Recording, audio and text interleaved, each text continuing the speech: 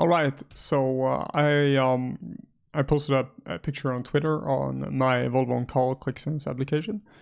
So I thought might as well just demo it for you guys so everyone can see. It's something I made a couple of months ago as a demo. So I only spent like half a day or an afternoon on it, so it's not super complicated. But one of the cool things with owning a Volvo and having Volvo on Call is that you can actually tell it to save your trips, which is a really good feature if you work at a company, for example, and you want to have some data for how you're driving, for example. But I'm actually scraping that data or downloading it from the Volvo on Call website. You can download CSV files and Excel files, and I use that and I put it into Qlik Sense to answer a couple of questions. That's why I built it in the first place. So one of the cool things as I can show you here is that when you have a Volvo, you can log into it and to the website, and you can see how everything is doing. And one of the cool things is that you also can see all of your old trips. But it doesn't save all of the trips indefinitely. So what I've done is I've actually downloaded this data continuously for a couple of months, and then I've combined it and uploaded it to Qlik Sense. And the reasons I actually did this is because I wanted to know if I could get a hybrid, for example, or if a hybrid car. So there's actually a hybrid version of my car available. So that's why I compared with if it would be economically beneficial for me to get one of those. And one of the reasons why I'm actually so confused by this is because most people that commute, for example, probably benefit from a hybrid. But since I mostly drive long range, I probably don't. So that's why I wanted to question this. So here are all some of the latest trips that I've done. And they are, I've driven approximately 22,000 kilometers here on these trips. And now all this is in Swedish, I'm sorry. But as you can see, I can drive about 22% of my trips. So the way I've done this is actually I calculate from my postal code and out. So that means that if I drive like 4 kilometers and then I have 40 kilometers to go in a battery, the rest doesn't count. So it's just the first 4 kilometers that counts, because it would require some more scripting to do that. But that's definitely something that you can do if you wanted to develop this more. But just looking at this is 22%. It's probably like a viable one.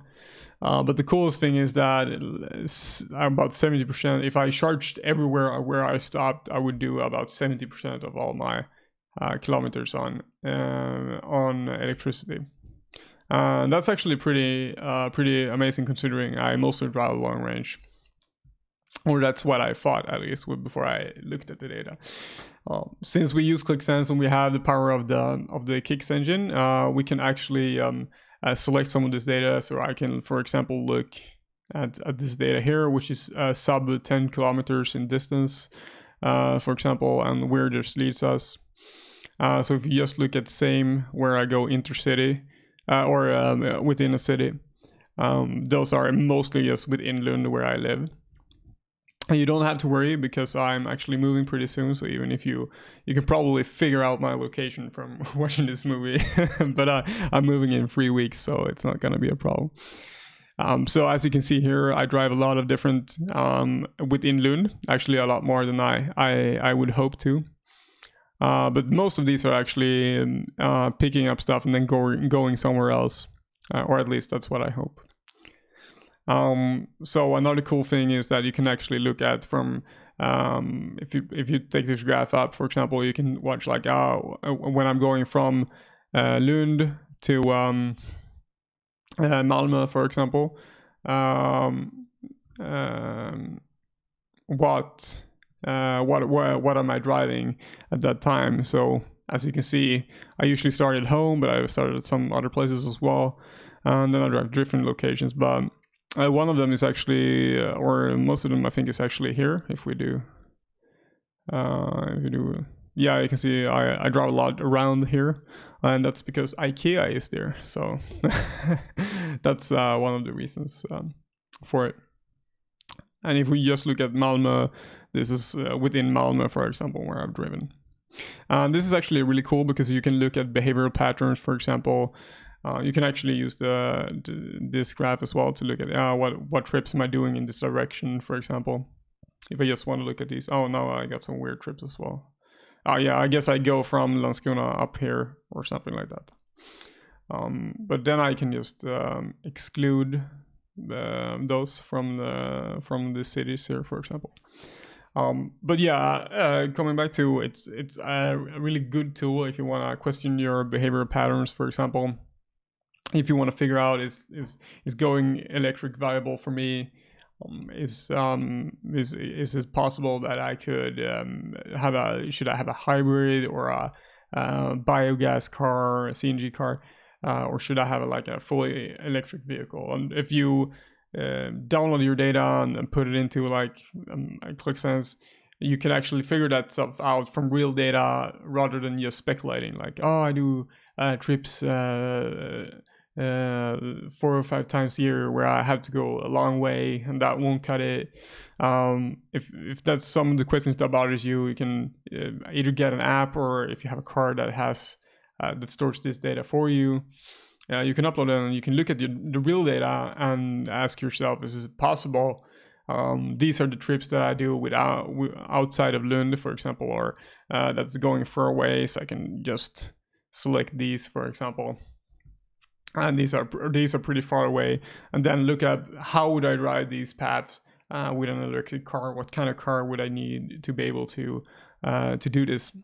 So that's actually something that's really, really cool, and I hope will be available to more people in the future.